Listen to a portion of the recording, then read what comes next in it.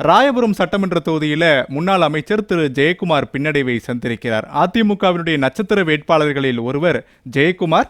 அதிமுக சார்பாக பல இடங்கள்ல அதிமுகவுக்கு ஆதரவாக ரொம்பவே அழுத்தம் திருத்தமா பேசக்கூடியவர்கள் ஒருவர். தன்னுடைய வெற்றி உறுதி அப்படின்னு சொல்லி தேர்தலுக்கு முன்பாகவே அறிவித்துக் கொண்டவர் அவர்தான்.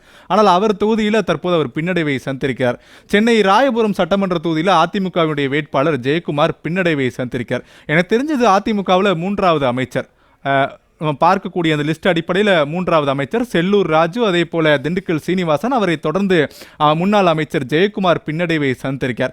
அதிமுக அடுத்தடுத்து பின்னடைவை சந்தித்துக் கொண்டே வருகிறது. அதில் அமைச்சர் வேட்பாளர்கள் பலரும் பின்னடைவை சந்திருக்கிறார்கள். 2021 முன்பாக அதிமுக அமைச்சரவையில் இடம்பெற்றிருந்த பலரும் இந்த தேர்தலில் வாய்ப்பு வழங்கப்பட்டிருந்த நிலையில் ராயபுரம் சட்டமன்ற தொகுதியில் ஜெயக்குமார் பின்னடைவை சந்திருக்கார். இன்னும் சொல்லப்போனால் ஜெயக்குமார் வெற்றி பெறுவார் அப்படின்னு சொல்லி எல்லாம் பலரால் யூகிக்கப்பட்டது. அதற்கான காரணம் அந்த தொகுதியில் அவருக்கு வாய்ப்பு இருக்குன்னு சொன்னாங்க. ஆனால் அது அப்படியே தலைகீழா மாறி இருக்குன்னு நினைக்கிறேன்.